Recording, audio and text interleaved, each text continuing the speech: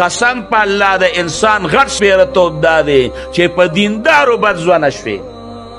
نن سبا په علماو موږ بد ځوانه شو، نن سبا په ائمو باندې موږ بد ځوانه شو، نن سبا په محدثینو موږ بد ځوانه شو. دا د سپېرهتوب دی چې په پلار باندې ته بد ځوانې او پلار دې په نظر کې راپرېوت، پلار دې سپېره نه ترې سپېرې، مور دې په نظر کې راپرېوته چې مور مې داسې ده، مور دې سپېره نه ته سپېرې، د جومات امام باندې ته بد ځوانې ته سپېرې، امام عالم باندې ته بد ځوانې ته سپېرې، ته عالم په مخ باندې لګې ته سپېرې. قسم په الله موږ لیدلي دي، موږ وختونه تیر کړي دي، موږ د پښتنو د غټو غټو خلکو امامت یې کړي دي. قسم په الله چې کم قدر د هغوی وزه راته نشم ویلی.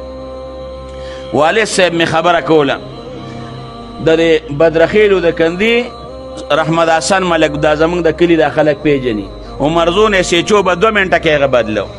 وی نیشتلیانو وی موږ به ورسره ټوقې کولې چې ملکه داسې چل به رسره وکړه، داسې وی راته به یې خاندل. نو یو ځل د بدرخیلو کندي یو سړي ورته وی ملکه موږ به هم لکې خاندې غورځوو. په هغه راتېز شو، وی هغسې ورته ووي چې سړی ټول راپېده. وی ورته وی دا دې چې راته وی دې صاحب حق دی، دی ما ته په مسله ودرېږي، دی زما امام دی، دی به وایي نو ته به هم وې. د علماو په خوا یو قدر و، د دیندارو د مشرانو تاسو ته پته ده. په دې لاره باندې به چې ډولکې ته زموږ دې کور له چې به راورسېد ډولکې به بند شو. چا ډولکې والې دی؟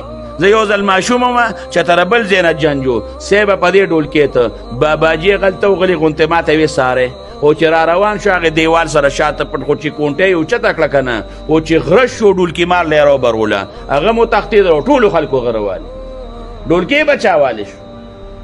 خلکو به د نیکانو اولیو قبرونو خوا کې بوساړه جوړه که وي زه د دې د وجې نه به زموږ څوک بوساړه نه وړو، د هغوی قبرونه خلک که نه وي سره دي پکې او بوتان دي پکې، هغه خاطرې څه شوې. الله دې موږ او تاسو کې حیا پیدا کړي.